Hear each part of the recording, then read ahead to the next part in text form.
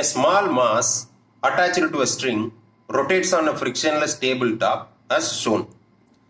If the tension in the string is increased by pulling the string, causing the radius of the circular motion to decrease by a factor of 2, the kinetic energy of the mass will.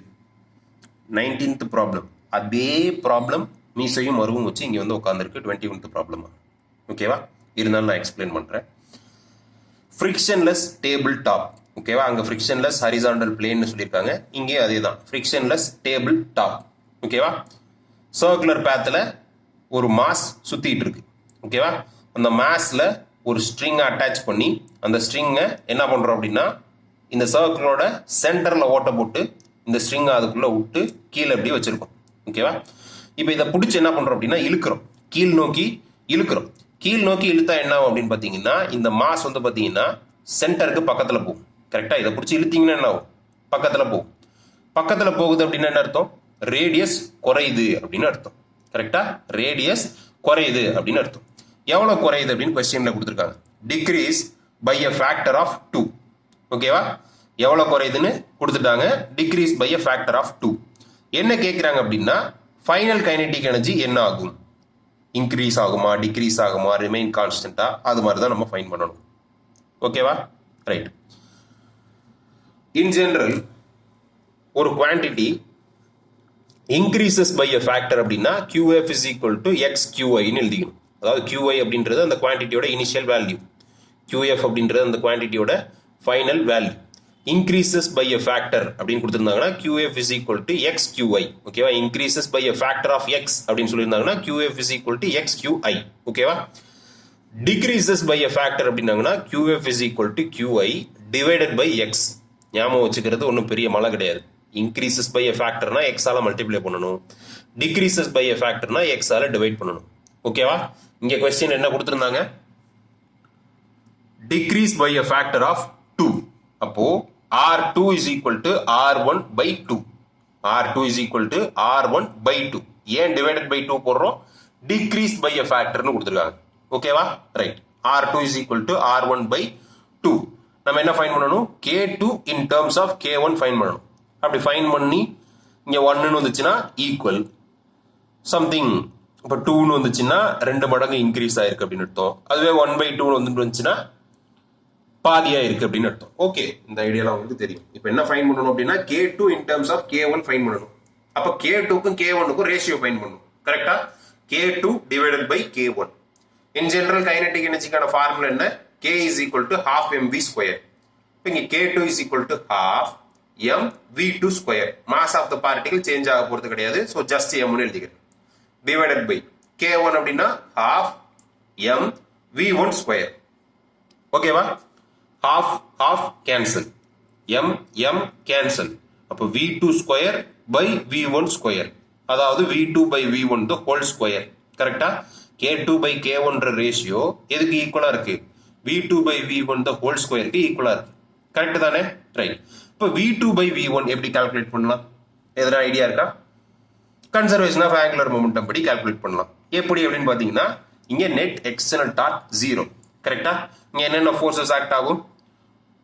Smooth பிளேன்னு சொல்லிட்டாங்க. So frictional force act ஆகாது. Gravitational force downward டைரக்ஷன்ல act ஆகும். அதுக்கு ஈக்குவலா normal force upward டைரக்ஷன்ல act ஆகும். Equal force opposite டைரக்ஷன்ல act ஆகிறதுனால அதோட மேக்னிடியூட் 0. அப்ப அதை எக்ஸைட் பண்ணக்கூடிய டார்க்கும் 0. கரெக்டா? ரைட். நம்ம வந்து பாத்தீங்கன்னா டவுன்வர்ட் டைரக்ஷன்ல இழுக்கிறோம் இல்லையா? டவுன்வர்ட் டைரக்ஷன்ல இழுக்கிறோம். ஆனா அந்த ஃபோர்ஸ் வெக்டார் கரெக்டா ஆக்சிஸ் ஆஃப் ரொட்டேஷன்ல இருக்கு. கரெக்டா? சென்டருக்கு கீழே ஸ்ட்ரிங் தொங்குது அப்படின்னா இந்த ஸ்ட்ரிங்கை நம்ம இழுக்கிறோம். ஓகேவா? ஆக்சிஸ் ஆஃப் ரொட்டேஷனே இதுதான். ஆக்சிஸ் ஆஃப் ரொட்டேஷன்லேயே இந்த ஃபோர்ஸ் இருக்கிறதுனால இது உண்டு பண்ணக்கூடிய டார்க் என்னது? 0. ஓகேவா? அப்ப இந்த சிஸ்டம்ல ஆக்ட் ஆகக்கூடிய net external dark 0. Net external dark 0 அப்படின்னா ஆங்குலர் மொமெண்டம் கன்சர்வ்டு அப்படின்னு அர்த்தம். கரெக்டா? இனிஷியல் ஆங்குலர் மொமெண்ட்டும் ஃபைனல் ஆங்குலர் மொமெண்டமும் ஈக்குவலா இருக்கும்னு அர்த்தம். ஆங்குலர் மொமெண்டமுக்கான ஃபார்முலா என்ன? L is equal to mvr. m அப்படின்றது மாஸ், v அப்படின்றது ஸ்பீட், r அப்படின்றது ஆக்சிஸ் ஆஃப் ரொட்டேஷன்ல இருந்து இருக்கக்கூடிய பெர்பெண்டிகுலர் டிஸ்டன்ஸ், அதாவது ரேடியஸ். கரெக்டா? அப்ப L1க்கு பதிலா என்ன எழுதுறோம்? m1 v1 r1. L2க்கு பதிலா m2 v2 r2. ஓகேவா? m1 m2 m தான். கரெக்ட் தானே? அப்ப m கேன்சல் பண்ணிடலாமா? அப்ப v1 r1 is equal to v2 r2 இருக்கும். நமக்கு வந்து பாத்தீங்கன்னா v2 by v1 வேணும். ஓகேவா? ஸோ v1 இங்க கொண்டு வந்துருங்க, r2 இங்க கொண்டு வந்துருங்க. அப்ப v2 divided by v1 is equal to r1 divided by r2 இருக்கும். கரெக்டா? சிம்பிள் தானே? v2 by v1 எதுக்கு ஈக்குவல்? r1 by r2 க்கு ஈக்குவல். இப்போ v2 by v1 க்கு பதிலா நம்ம என்ன எழுதலாம்? r1 by r2 ன்னு எழுதலாம். இங்க இருக்க ஸ்கொயர், இங்க இருக்க ஸ்கொயர். ஓகேவா? ரைட். நமக்கு என்ன தெரியும் அப்படின்னா r2 is equal to r1 by 2 ன்னு தெரியும். r2 is equal to r1 by 2. இந்த 2 அங்க போயிரட்டும், r2 இங்க வந்துட்டோம். அப்ப 2 is equal to r1 by r2. r1 by r2 பதிலா என்ன சப்ஸ்டிட் பண்ணா 2 ன்னு சப்ஸ்டிட் பண்ணலாம். இங்க இருக்க ஸ்கொயர். ஓகேவா? 2 ஸ்கொயர் எவ்வளவு? 4. அப்ப k2 by k1 is equal to 4. கரெக்டா? k2 by k1 is equal to 4. k2 is equal to 4k1. இங்க இருக்க k1 இங்கிட்டு கொண்டு வந்துடுறோம்.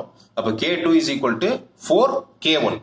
நான் முன்னவே என்ன சொன்னேன் அப்படின்னா qf is equal to xqi அப்படின்ற ஃபார்மட் எதுக்கு அப்படின்னா increases by a factor of x க்கு. கரெக்டா? இங்க வந்து பாத்தீங்கன்னா 4 இருக்கு. ஓகேவா? இந்த வேல்யூ கிரேட்டர் தென் 1 இருக்கு, நியூமரேட்டர்ல இருக்கு அப்படின்னா increases by a factor of 4. கரெக்டா? ஸோ ஆப்ஷன் வந்து பாத்தீங்கன்னா D, increases by a factor of 4. decreases by a factor of 2 அப்படின்னா எனக்கு எப்படி வந்திருக்கணும்? k2 வந்து பாத்தீங்கன்னா k1 by 2 ன்னு வந்திருக்கணும்.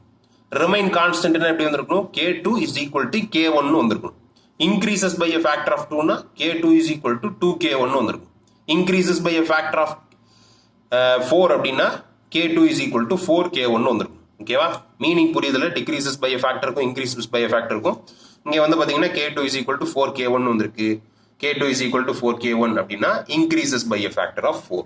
ஓகேவா? ஸோ ஆப்ஷன் டி தான் கரெக்ட் ஆன்சர். எதனா டவுட்னா சொல்லுங்க, நான் கிளியர் பண்றேன்.